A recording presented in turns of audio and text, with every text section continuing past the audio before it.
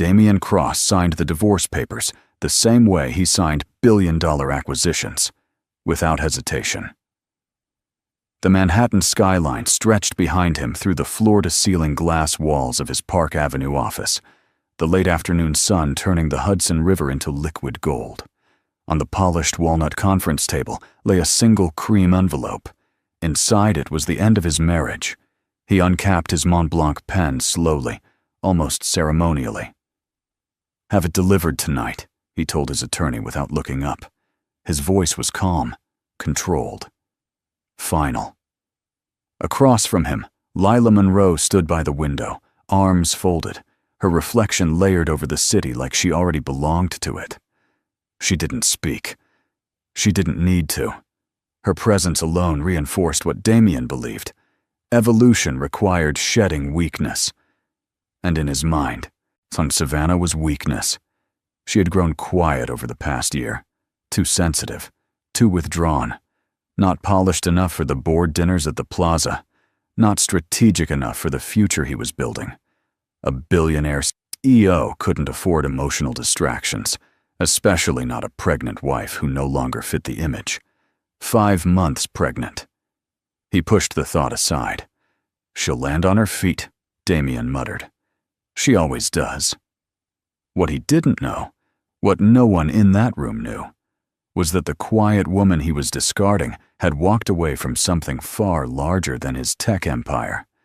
Something older, something powerful, and something that already owned a silent portion of cross-tech dynamics. As Damian pressed the pen firmly against the signature line, ink flowing in a sharp, permanent stroke, he felt relief, control restored, narrative rewritten. But far downtown, in a discreet townhouse overlooking Central Park, a phone vibrated beside a closed leather journal. Savannah Whitmore looked at the caller ID, and for the first time in months, she didn't cry. She simply whispered, "So it begins." The FedEx envelope arrived at 7:42 p.m. Savannah heard the knock while standing barefoot in the kitchen of the townhouse overlooking Central Park. A kettle whistled softly on the stove. The early autumn air drifting through the cracked window carried the distant hum of traffic from Fifth Avenue. For a moment, everything felt almost peaceful. She knew that feeling wouldn't last. When she opened the door, the courier avoided eye contact. "Signature required." Of course it was. Her name looked smaller than she remembered on the digital screen as she signed with a steady hand. 5 months pregnant, wearing an oversized cashmere sweater, she did not look like the wife of a billionaire CEO. And tonight, she no longer was. She closed the door gently. No dramatic collapse. No shaking hands. Just silence. Savannah placed the envelope on the marble counter beside her MacBook Air. The gold-embossed law firm logo confirmed what her intuition had already accepted hours ago. Damian never liked unfinished business. She slit the envelope open with a kitchen knife. Page after page slid out.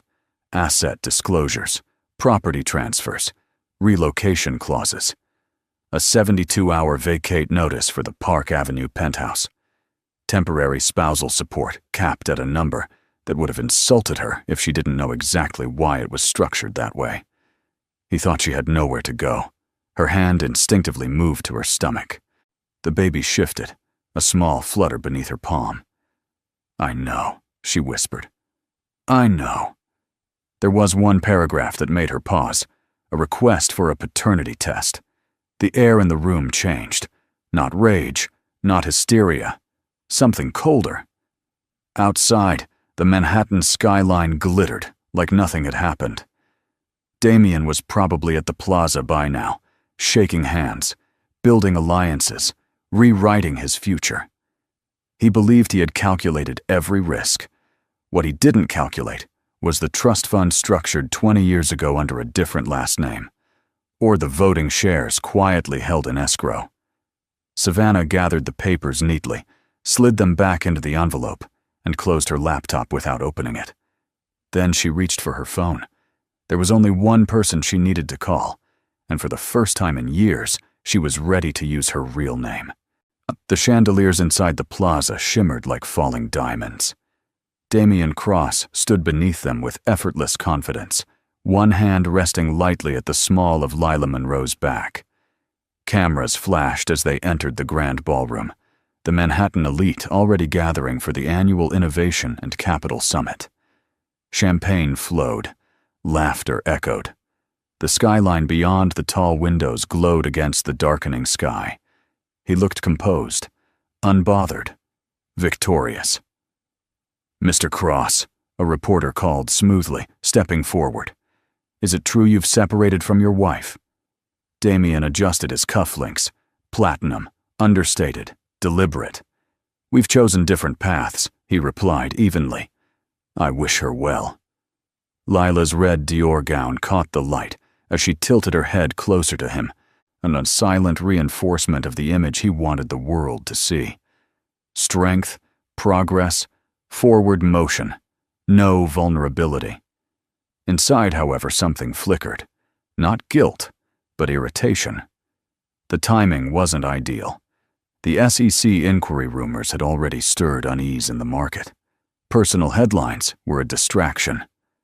Across the ballroom, executives whispered. Investors observed. Damian felt their eyes measuring him, recalculating risk. He lifted a glass of champagne. "To growth," he announced lightly to the small circle forming around him. They laughed.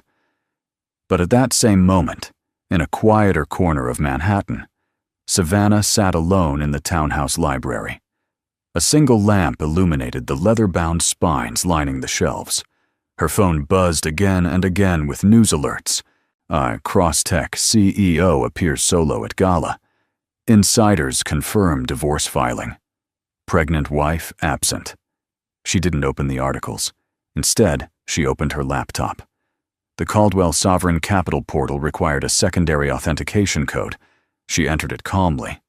Numbers filled the screen. Ownership percentages, voting blocks, strategic leverage. Downtown, Damian believed he was shaping the narrative. But the market did not care about narratives. It cared about control. Back at the plaza, Lila leaned close to Damian's ear. "Everything is moving faster than expected," she murmured. He smiled faintly. "Good." What he didn't realize was that the speed wasn't in his favor. And somewhere between the champagne toasts and the flash of cameras, the foundation beneath his empire had already begun to shift. The Hamptons were quieter in the fall.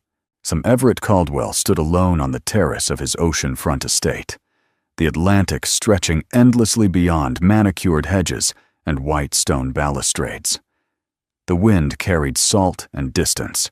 In his hand rested an iPad, displaying a live stock ticker. Crosstech dynamics fluctuating in narrow, anxious increments. He watched without expression. Inside, the house was still. No staff hovered. No guests lingered. Everett preferred silence when markets shifted. His phone buzzed once. Savannah. He didn't answer immediately. Instead, he walked back inside, past framed photographs of global leaders, handwritten notes from presidents, and architectural renderings of projects his capital had quietly financed. Caldwell Sovereign Capital never sought headlines. It preferred leverage. The phone buzzed again. This time, he accepted the call. "So, are you ready?" he asked. Not hello. Not how are you. There was no tremor in Savannah's voice. He requested a paternity test. Everett's jaw tightened, the only visible crack in his composure. "And the apartment?" he asked. 72 hours. Silence settled between them. Not awkward, strategic. 5 years ago, Savannah had rejected her inheritance. She wanted a marriage built on equality, not advantage. Everett had warned her that powerful men often loved what they believed they controlled. Now the lesson had come due. "I won't step in publicly," Everett said evenly. "Not yet." "I'm not asking you to." That answer shifted something inside him. Outside the study windows, waves crashed steadily against the shore. Markets were built on perception. Control was built on timing. Crosstech's voting structure appeared airtight, but Damian Cross believed his majority stake insulated him. But Caldwell Sovereign Capital held layered instruments, convertible notes, silent equity, escrowed shares accumulated slowly over years. Savannah had never used them, until now. "You understand what this triggers," Everett said quietly. "Yes." Board review, emergency shareholder meeting, media scrutiny, a war without noise. In Manhattan, Damian was likely celebrating momentum. In the Hamptons, Everett opened a secure email thread marked contingency. He typed only 2 words: proceed quietly. And for the first time since his daughter walked away from his empire, Everett Caldwell felt something unexpected. Not anger, not regret. Pride. Monday morning opened red. Damian stood in his corner office before the markets fully stabilized, while watching Crosstech Dynamics dip 3.8% within the first hour of trading. The numbers scrolled across the Bloomberg terminal in sharp, unforgiving lines of white and red. It wasn't catastrophic, but it wasn't normal. "Investor jitters," Lila said smoothly from the conference table, flipping open her MacBook Pro. The divorce headline spooked a few institutional funds. "It'll correct." Damian didn't respond immediately. His reflection in the glass looked steady, but his jaw had tightened. He had weathered worse volatility during acquisition cycles. This felt different. "Who's selling?" he asked. "Nothing major," she replied. "Retail volume. Some minor rebalancing." Minor. Yet someone was buying. A quiet accumulation. Steady, disciplined. Not aggressive enough to trigger alarms, but precise enough to matter. But Damian leaned closer to the screen. "Pull the ownership breakdown," he ordered. Within seconds, charts populated the monitor. Layered entities. Shell funds. Proxy holdings. Clean. Almost too clean. "Have legal flag any new voting blocks above 2%, he said. Lila hesitated, barely noticeable. Already in motion. He nodded, but unease crept under his skin. By noon, the drop stabilized. Financial news outlets framed it as temporary turbulence. Analysts reassured viewers that Crosstech's fundamentals remained strong, but fundamentals weren't what bothered Damian. Control did. In a midtown townhouse overlooking Central Park, Savannah sat with a leather folder open beside her. A single page rested on top. Escrow activation confirmation. She closed her eyes briefly as the baby shifted again. "Steady," she whispered to herself. "I'm back at headquarters." Damian's assistant entered quietly. "Sir, we've received a formal inquiry from a shareholder group requesting a governance review." He turned slowly. "What group?" She glanced down at her tablet. "Caldwell Sovereign Capital." For the first time that day, Damian Cross felt something unfamiliar. Not panic, not yet, but pressure.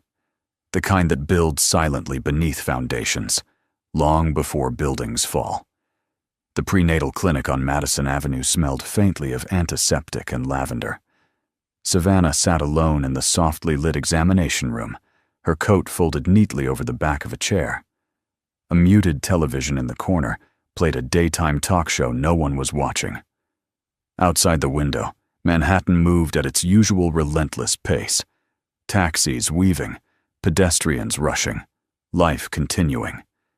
Inside, time felt suspended. 5 months today, the technician said gently as she adjusted the ultrasound wand. "Everything looks healthy so far." Healthy. The word landed deeper than she expected. Savannah watched the black and white image flicker on the screen.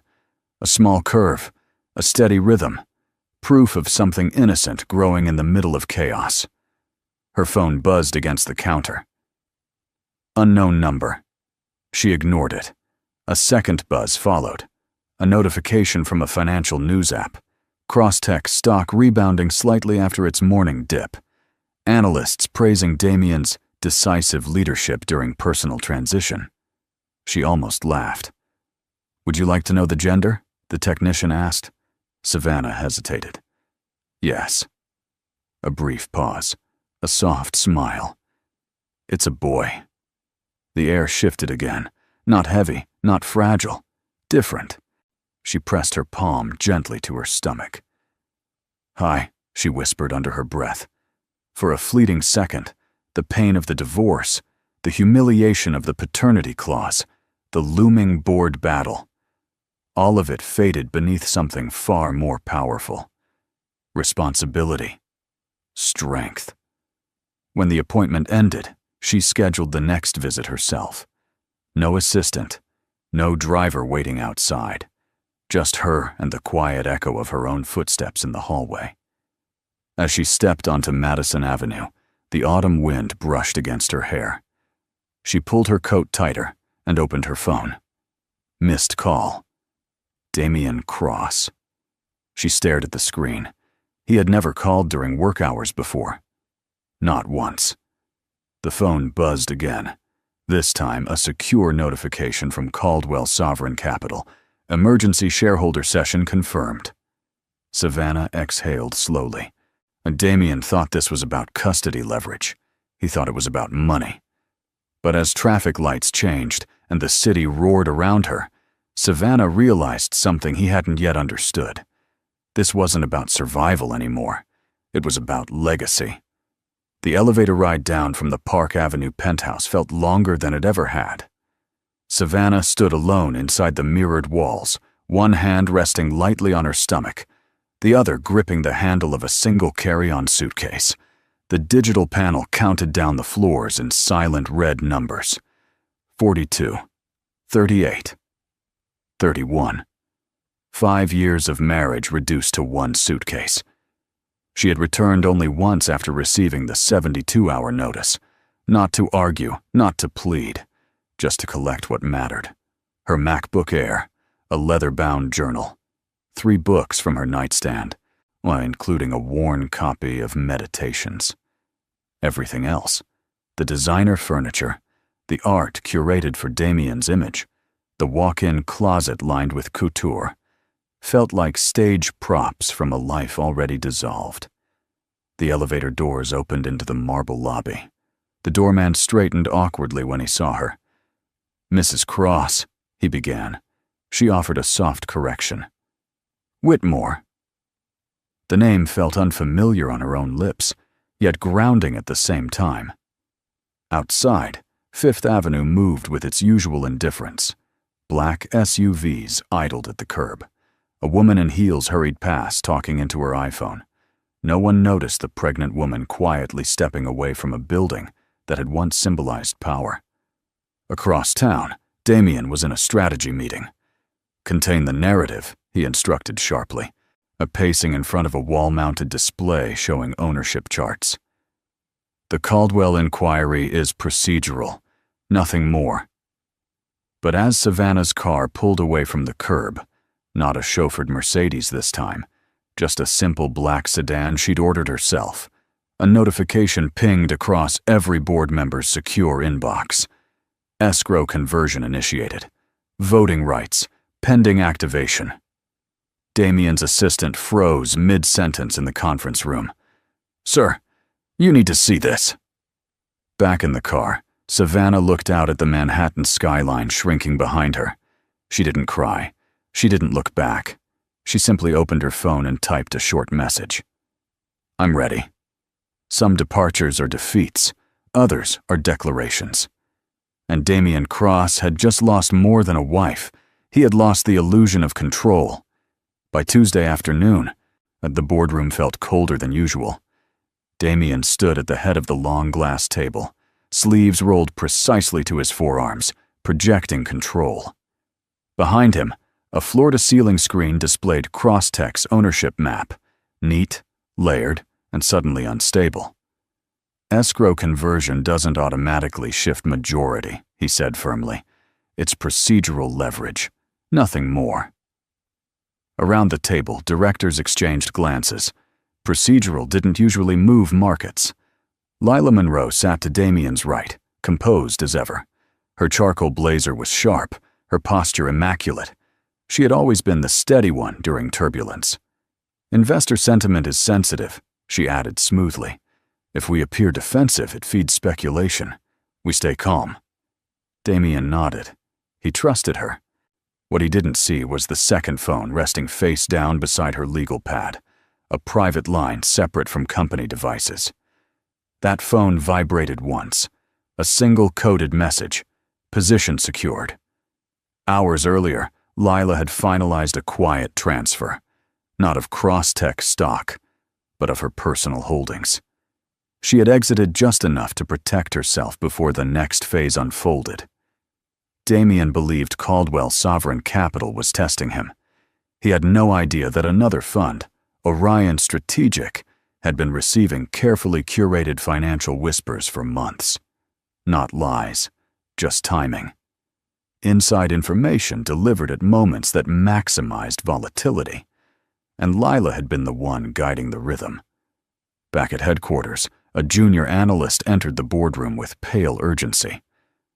"Sir, Orion Strategic just disclosed a 6.4% stake." The room shifted. But Orion was not passive capital. It was predatory. Damien's jaw tightened. "Since when?" "This morning." Lila leaned forward, feigning concern. "That explains the unusual buy pressure." Damien exhaled slowly. Two aggressive shareholders circling at once was coincidence. It had to be. Across town, Savannah sat in a quiet office inside Caldwell Sovereign Capital's Manhattan branch. Documents were stacked neatly before her. No theatrics, no panic. She had anticipated resistance. She had not anticipated a third player. Her phone buzzed with a secure update. Orion confirmed. Savannah's eyes narrowed slightly. This board battle had just become something else entirely. And for the first time, Damien Cross was no longer the only one miscalculating the room. The emergency board session was scheduled for 8 a.m. sharp. By 7:45, the Crosstech's executive floor was already sealed from media access. Assistants whispered in hallways. Security badges were double-checked. The atmosphere felt less like a meeting and more like a pre-trial hearing. Damien entered the boardroom in a navy suit, tailored to precision, his expression composed but unreadable. Overnight, financial media had picked up the Orion Strategic disclosure. Headlines were no longer speculative. Hostile positioning? Leadership instability? He ignored them. What mattered was the math. When the screen flickered to life, legal counsel began outlining the updated ownership structure. Caldwell Sovereign Capital's escrow conversion was now active, fully recognized voting shares. 32%. Orion Strategic held 6.4%. Damien still retained significant equity personally, but no longer absolute control. "See, this is coordinated," one director muttered under his breath. Damien leaned forward. "Orion and Caldwell have no known alliance." "Not formally," legal counsel replied carefully. That distinction unsettled the room. At that same hour, in a discreet conference suite 3 blocks away, Savannah sat across from Nathan Reed. He had been quiet through most of the preparation. Sharp, observant, strategic. "Orion's involvement wasn't ours," he confirmed. "They're opportunistic, but they don't move without signals." Savannah folded her hands. "And who's signaling?" Nathan didn't answer immediately. Back in the Crosstech boardroom, Lila presented a stability projection, projected earnings, expansion pipelines, long-term AI contracts. Her tone was calm, reassuring. "We remain fundamentally strong," she concluded. But then a new slide appeared on the screen. Unscheduled liquidity movement. Executive-level transactions. The room went still. Damien's eyes shifted slowly toward Lila. Her posture remained composed. "Personal diversification," she said evenly. "Filed within regulatory guidelines." The timing, however, aligned perfectly with Orion's acquisition window. Coincidence? Again. or pattern. The chairman cleared his throat. Given recent volatility and shareholder pressure, we must consider a temporary governance review. Temporary. The word echoed louder than any accusation. For the first time since signing those divorce papers, Damian Cross felt something fracture beneath him. Control wasn't slipping. It was being peeled away. Layer by layer. Damian did not wait for the governance review to unfold quietly. By late afternoon, his legal team had filed a supplemental motion in family court, one designed not for justice, but leverage. Request for immediate paternity verification. The news broke within hours. Crosstech CEO seeks DNA, confirmation in divorce battle. Financial headlines blurred into tabloid frenzy. Commentators speculated about infidelity. Social media did what it always did. It chose sides without facts. Inside Crosstech headquarters, the boardroom television played the coverage on mute. Directors avoided looking directly at Damian, but the shift in posture was undeniable. Reputation risk was no longer abstract. Was this necessary? The chairman asked carefully. Damian's tone was controlled, but sharper than usual. It protects shareholder interests. Any future financial obligations must be legally clarified. The implication hung in the air. Across Manhattan, Savannah sat in the quiet of Caldwell Sovereign Capital's private office suite. The headline notification appeared on her phone while she was reviewing documentation with Nathan. She read it once, then again. Nathan's jaw tightened. We can challenge the motion. Savannah's hand moved instinctively to her stomach. The baby shifted, steady, alive, innocent. He thinks this destabilizes me, she said softly. The humiliation was intentional, public, strategic. Damian believed doubt would weaken her position in the board fight, that investors would see her as emotional, compromised, potentially manipulative. He underestimated one thing: truth. Within 48 hours, the court-approved test was expedited under media pressure. Savannah did not protest. She did not hide. The results came back faster than anyone expected. Confirmed biological father, Damian Cross. Financial news pivoted overnight. CEO's paternity claim backfires. Board questions, judgment amid personal turmoil. Back at headquarters, Damian stared at the report on his desk.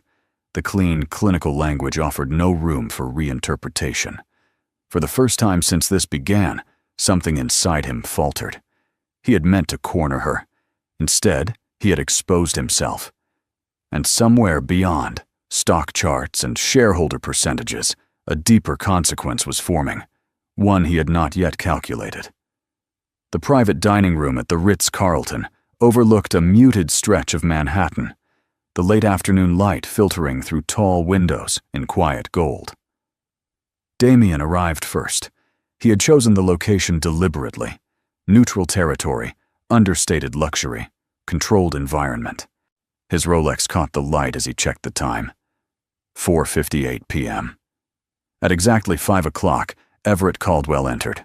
No entourage, no theatrics, just a tailored charcoal suit and the presence of a man who had shaped markets without ever chasing headlines. Damian stood. Mr. Caldwell. Mr. Cross. They shook hands, firm, measured, no smiles. They sat. A server poured sparkling water and disappeared. I assume this isn't a social call, Damian began. Everett folded his hands calmly. My daughter has endured public humiliation. Damian's expression hardened slightly. Your daughter and I are resolving a private matter. Everett held his gaze.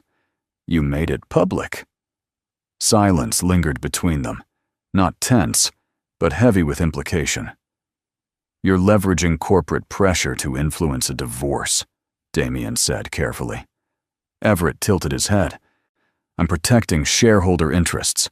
The words landed with precision. Damian leaned back. Savannah never mentioned her connection to Caldwell Sovereign. She chose not to use it, Everett replied evenly. She wanted to be loved without advantage. That statement unsettled Damien more than any stock fluctuation. She walked away from voting rights 5 years ago, Everett continued, from capital, from inheritance. For you. The air shifted. Outside, traffic moved steadily along the avenue below. I built Crosstech from nothing, Damien said. No one handed me control. Everett's eyes did not waver. Control is rarely permanent. It is leased, by performance. A subtle warning. You're threatening governance restructuring, Damien pressed. I'm reminding you, Everett corrected. That reckless judgment has consequences. The paternity accusation, the media spectacle, the destabilized board. Damien understood now. This wasn't about revenge. It was about standards. As Everett rose to leave, he paused. My daughter does not need your empire. A beat. But you may soon discover how much your empire needs her. When the door closed behind him, Damien remained seated. For the first time, he felt the weight of something he couldn't negotiate. Respect, and the cost of losing it. The board vote was scheduled for 9 a.m. By 8:30, Crosstech's executive floor felt unfamiliar, quieter, colder, watchful. Directors arrived without small talk.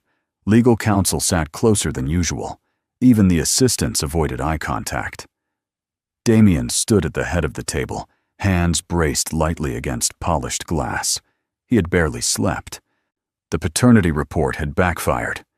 Media analysts were now questioning not Savannah's credibility, but his judgment. Market confidence was no longer theoretical. It was fragile. Let's proceed, the chairman said. Legal counsel summarized the situation. Escalating shareholder pressure, volatility triggered by executive conduct, concerns regarding fiduciary discretion. Then came the motion. Temporary suspension of executive authority pending governance review. The words echoed in the room. Damien's jaw tightened. This is disproportionate. It's protective, one director replied. For the company. The vote was not dramatic. It was procedural, measured. 7 in favor, 3 opposed, 1 abstention. The decision carried. For the first time since founding Crosstech in a shared co-working space a decade ago, Damien Cross was no longer in control of his own boardroom. Lila sat very still. Too still. As directors began filing out, Damien turned to her. We weather this, he said quietly. She offered a faint, professional nod. Of course. But as she gathered her tablet, a secure message appeared briefly across her screen before she angled it away. Orion increasing position. Phase 2 ready. She slipped the device into her bag, without hesitation. Across town, in Caldwell Sovereign Capital's Manhattan office, Savannah received confirmation of the vote. She didn't smile. She didn't celebrate. She simply closed her eyes for a moment. This was not destruction. It was correction. Her phone buzzed again, a notification that Orion Strategic had quietly expanded its stake to 8.1%, 2 forces tightening at once. Savannah looked out at the skyline. Damien believed the fracture began with the divorce papers. He was wrong.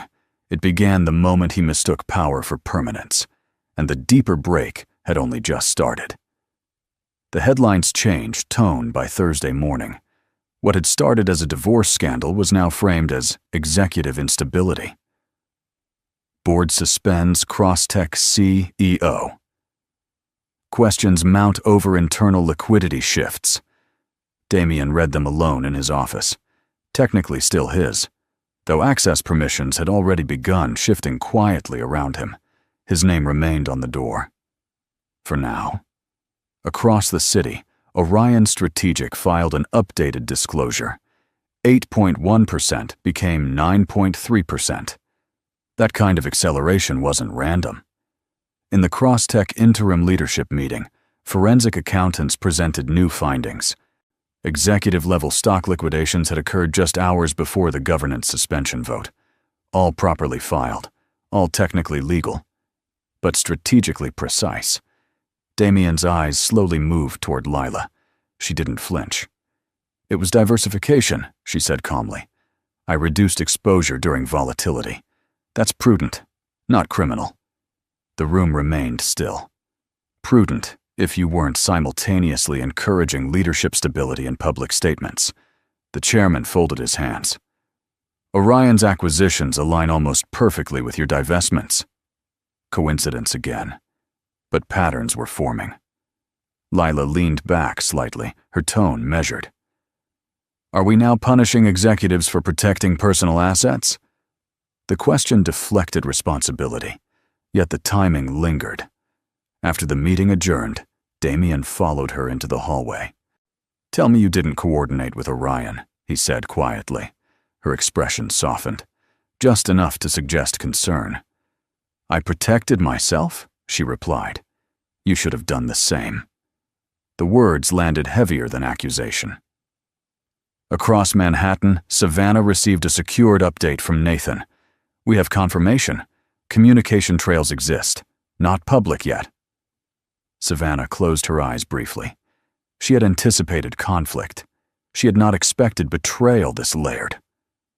Back at Crosstech, Damien stood alone in the boardroom after hours, staring at the skyline beyond the glass. He had built this company from instinct and speed. Now instinct felt unreliable. For the first time, he questioned the one person he had trusted inside the room, and somewhere beneath the corporate maneuvering and shareholder percentages, a more personal realization was taking shape. He hadn't just misjudged Savannah, he had misjudged the people closest to him, and the cost of that miscalculation was about to multiply. By Friday, the story was no longer about divorce, it was about credibility. Crosstech's stock opened down another 5.6% after pre-market analysts flagged executive judgment risk in a widely circulated note. Financial networks replayed clips of Damien's past interviews. Bold promises, aggressive forecasts, unwavering confidence. Now the tone was different. Was the CEO distracted? Did personal instability affect corporate oversight? Inside Crosstech headquarters, Damien's access card no longer granted entry to the executive server room. A subtle change. Temporary, according to the board. Temporary felt permanent. He stood in the glass-walled conference room that had once carried his authority effortlessly. The skyline beyond seemed colder, more distant. For the first time in years, he had no calendar full of decisions waiting for him. Instead, he had questions. Compliance officers had initiated a formal review into executive stock movements. Nothing criminal. Yet. But enough to trigger mandatory disclosures. And Orion Strategic had just crossed 10%. 10% meant influence. Influence meant negotiation power. Across town, Savannah sat at a long oak table inside Caldwell Sovereign Capital's Manhattan office. Nathan placed a thin folder in front of her. "Preliminary communication trail," he said quietly. "Encrypted calls. Secondary devices, timing correlations between Lila's divestments and Orion's accumulation windows." Savannah scanned the pages slowly. She did not feel triumph. She felt clarity. Back at Crosstech, Damien finally confronted Lila directly. "Did you signal them?" he asked. She held his gaze calmly. "You're looking for someone to blame. Answer the question." "I made strategic decisions," she replied evenly. The board made theirs. The distance between them widened in that moment. He had mistaken alignment for loyalty. And loyalty, he was discovering, was never contractual. By evening, financial news broke another development. Orion formally requested 2 board seats. The empire Damien built wasn't collapsing in flames. It was being dismantled with paperwork, layer by layer. Quietly. And for the first time, Damien Cross understood that power once fractured, does not return easily. The storm rolled in just after midnight. Rain pressed against the hospital windows in steady sheets, blurring the Manhattan skyline into streaks of silver and shadow. Inside the private maternity wing on the Upper East Side, the world narrowed to fluorescent lights, quiet footsteps, and the steady rhythm of a monitor tracking a fragile heartbeat. Savannah gripped the edge of the hospital bed as another contraction surged through her. "Breathe," the nurse reminded gently. She did. Inhale. Hold. Release. There were no cameras here, no board votes, no shareholder reports, only the sound of rain and the small life fighting to enter the world. Her phone, silenced on the side table, had dozens of missed notifications. Financial updates, media speculation, legal briefs. None of it mattered in this room. Across town, Damien sat alone in his dark apartment, staring at his own phone screen. Nathan's message had been brief. "She's in labor." He hadn't expected the timing to hit this hard. For weeks, everything had been strategy, containment, negotiation, damage control. Now the reality cut through all of it. He grabbed his coat without thinking. At the hospital entrance, he hesitated before approaching the front desk. His name still carried recognition, privilege, access. But not here. "Immediate family only," the nurse said calmly after checking the file. He opened his mouth to argue, then stopped. He had forfeited that position. Upstairs, Savannah felt the final surge of pain, sharper than anything before. And then, a cry. Strong, clear, alive. Tears slipped down her temples as the nurse placed the baby gently against her chest. "It's a boy," she whispered, even though she already knew. His tiny fingers curled instinctively around hers. Outside the delivery room, Damien stood alone in the hallway, hearing the cry through the closed door. For the first time since this began, he felt something that had nothing to do with power. Loss. Inside, Savannah kissed her son's forehead. "Welcome," she whispered softly. The empire could fracture. Markets could shift. But in that moment, something far more permanent had just been born. 3 days after the birth, the markets opened to a quiet shock. At 8:12 a.m., Caldwell Sovereign Capital filed an updated disclosure with the SEC, increased voting authority through full activation of previously escrowed shares. The language was precise, clinical, unemotional. Effective immediately, Caldwell-controlled voting power in Crosstech Dynamics rose to 38.7%. That number changed everything. So in the interim boardroom, directors sat straighter. Orion Strategic's representatives dialed in remotely, their faces projected across the wall display. The chairman cleared his throat. With Caldwell now holding controlling leverage, governance restructuring must be finalized. Damien was not present. He had been formally transitioned to advisory status pending final review. Across town, Savannah sat in a quiet recovery suite, her newborn sleeping against her chest. Soft morning light spilled across the room. The world felt slower here, measured in breaths instead of headlines. Her phone buzzed. "Nathan." "It's done," he said simply. She closed her eyes briefly. 5 years ago, she had walked away from her father's empire to build something honest. Now that empire had stepped forward, not to destroy, but to stabilize. At Caldwell's Manhattan office, Everett signed the final directive, transferring operational oversight authority to Savannah as majority voting representative. "You don't have to take this," he told her later over a secure video call. "I know," she replied. But this wasn't about inheritance anymore. It was about responsibility. Back at Crosstech headquarters, the official statement was released. Effective immediately, Savannah Whitmore has been appointed chairwoman of the board. The news cycle exploded. Estranged wife assumes control. Power shift in billion-dollar tech firm. In the hospital room, Savannah looked down at her son. "I won't lead with revenge," she whispered softly. Outside, cameras began gathering in front of Crosstech's tower.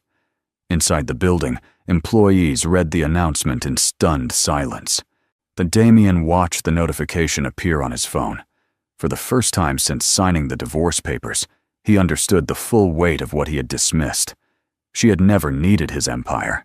Now, she owned its future. The first time Savannah walked back into Crosstech headquarters as chairwoman, there were no cameras inside the building, only silence. The glass lobby that once reflected her as the CEO's wife now reflected something entirely different. She wore a tailored ivory suit, understated, deliberate. No dramatic entrance, no entourage, just Nathan walking one step behind her, carrying a slim leather folder. Employees paused mid-conversation as she passed. Some looked curious, some relieved, some uncertain. Power shifts always unsettled the air. Inside the executive boardroom, the Manhattan skyline stretched wide and bright beyond the glass walls. The same skyline Damien had once believed belonged to him. Savannah took the head seat, not triumphantly, calmly. The interim chairman began. "Congratulations, Ms. Whitmore. The floor is yours." She placed her hands lightly on the table. "Effective immediately," she began, her voice steady. "We will prioritize operational transparency and internal audit stabilization. No layoffs, no panic restructuring." A visible exhale moved through the room. Markets reacted quickly to fear. Employees reacted faster. "We built innovative technology," she continued, "but innovation without accountability is fragile." Orion's representatives exchanged glances. This was not the aggressive corporate warfare they expected. It was reform. Nathan slid forward a document. "An internal compliance review has identified communication discrepancies between executive transactions and external fund movements." The room stiffened. Lila Monroe sat perfectly still. Savannah turned toward her, not with anger, but clarity. "Ms. Monroe, pending investigation, you are relieved of fiduciary authority effective immediately." Gasps were subtle but real. Lila's composure cracked, just slightly. "This is procedural," Savannah added, "not personal." Security entered quietly. No spectacle. Across town, Damien received the live update. Lila suspended. Compliance review expanding. He stared at the screen, understanding dawning too late. Savannah did not dismantle the company. She restored it. And in doing so, she revealed the one truth Damien had ignored from the beginning. Power is not proven by domination. It is proven by discipline. The investigation did not explode overnight. It unfolded. Quietly. Methodically. Within 48 hours of Lila Monroe's suspension, Crosstech's internal compliance team delivered a preliminary report to the board. Encrypted communications between Lila's secondary device and an Orion strategic intermediary had been flagged. The timestamps aligned almost perfectly with her stock divestments. Not illegal, at first glance, but coordinated. And coordination, in financial markets, carried weight. By Monday morning, the SEC formally opened an inquiry. Financial media pivoted again. CFO under investigation. Orion strategy linked to insider timing. In a sleek downtown apartment overlooking the Hudson, Lila watched the news in silence. Her phone vibrated relentlessly. Attorneys, journalists, the former allies suddenly cautious. The calm precision she had once carried began to fracture. Across town, Savannah sat in her office, her newborn's photo placed discreetly beside her MacBook. She did not smile at the headlines. She did not celebrate. "This is about restoring trust," she told Nathan quietly. In the Crosstech boardroom, Savannah addressed senior leadership. "We cooperate fully," she stated. No obstruction, no narrative manipulation. Transparency steadied the markets faster than aggression ever could. By afternoon, Orion Strategic publicly distanced itself from Lila, issuing a statement claiming no knowledge of internal communications. The irony was sharp. The fund that had moved aggressively now retreated to protect its own valuation. Lila's attorney requested emergency negotiations, but the documentation trail was growing. Damien read every update in isolation. The woman he had trusted in strategy sessions, the one who had stood beside him at the plaza, was now the focal point of federal inquiry. He replayed every conversation in his mind, every assurance, every nod. He had mistaken proximity for loyalty, and loyalty, he was learning too late, cannot be bought with access. By evening, Lila formally resigned from all executive positions. Crosstech stock rose 4.2% on the news, not because someone had fallen, but because accountability had finally arrived. Savannah closed her office window as the Manhattan lights flickered on below. Justice was not dramatic. It was precise, and it always moved, eventually, toward balance.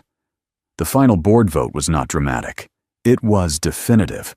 Crosstech's shareholders convened in a secured hybrid session, some present in the Manhattan headquarters, others dialed in from San Francisco, London, and Singapore. Financial press waited outside, hungry for a decisive headline. Inside the boardroom, the skyline stood bright and indifferent beyond the glass. Savannah sat at the head of the table, composed, her expression steady. To her right, independent directors. To her left, legal counsel. Across the room, Damien occupied a seat that once symbolized command. Now, it symbolized review. The chairman spoke first. Given the findings of the compliance investigation, executive judgment concerns, and shareholder pressure, we proceed to a formal leadership restructuring vote. No raised voices, no spectacle, just process. Damien's hands remained folded. He had prepared arguments about innovation pipelines, long-term contracts, his role in building Crosstech from nothing. But somewhere along the way, those arguments had lost weight. The vote passed with overwhelming majority. Damien Cross was formally removed as CEO. He retained minority equity. He retained wealth, but he no longer controlled the company he had once defined as himself. The announcement was released within minutes. Markets responded calmly, almost optimistically. Crosstech stock ticked upward 2.1%. Stability restored. Outside the building, reporters surged. Inside, Savannah rose from her seat and walked toward Damien. There was no hostility in her posture, only clarity. "This didn't have to end this way," he said quietly. She met his gaze. "No," she agreed. "It didn't." There was no triumph in her voice, only truth. He had signed divorce papers, believing he was shedding weakness. Instead, he had severed the one person who would have strengthened him. As security escorted him through the private exit, the lobby felt larger than before, emptier. Power had not been taken from him. It had been transferred through consequence. And in the silence that followed, Crosstech did not feel like an empire lost. It felt like one corrected. 6 months later, Manhattan woke slowly beneath a pale gold sky. Savannah stood by the floor-to-ceiling windows of her new office, her son resting peacefully in her arms. Central Park stretched below, brushed with early light. The city moved the way it always had, indifferent, relentless, alive. But everything inside her felt different. Crosstech had stabilized. The governance reforms she implemented were now cited in financial journals as a model for crisis recovery. Employee retention had risen. Innovation pipelines resumed. Investors returned, not because of spectacle, but because of structure. Power, she had learned, did not need to shout. It needed to endure. Her phone buzzed softly on the desk beside her. A message from Nathan Reed. Board meeting at noon? And coffee afterward? A faint smile touched her lips. Nathan had never pushed, never positioned himself as savior. He had stood beside her in silence when silence mattered most. In the month since the birth, he had visited often, not to discuss strategy, but to ask how she was sleeping, whether she was eating, whether she was okay. Respect first. Everything else later. Across the river, a Damian Cross walked alone along a quieter stretch of waterfront. He had accepted a consulting role with a smaller tech firm, still respected, still wealthy, but no longer central to the skyline he once believed he owned. He watched the sun rise over the city and finally understood something simple. You can build an empire, but if you mistake control for character, the empire will correct you. Back in her office, Savannah kissed her son's forehead gently. You will grow up knowing love, she whispered, not leverage. There would be new challenges, new negotiations, new storms. But this time, she stood rooted, not as someone reclaiming power, but as someone who never truly needed it to begin with. Outside, the city gleamed. Inside, she felt peace. And just like that, the story comes to an end. But my dear friends, you're still here, sure aren't you? If you've stayed with this story until now, then something in it must have touched your heart in a quiet, personal way. Maybe it was the betrayal. Maybe it was the silence Savannah carried with dignity. Or maybe it was the reminder that power without character eventually collapses under its own weight. Here's the truth we can take into our own lives. Control is temporary, but integrity is lasting. The Stoics used to say, you have power over your mind, not outside events. Marcus Aurelius wrote that, and Savannah lived it. She didn't fight with noise. She didn't destroy in anger. She mastered herself first.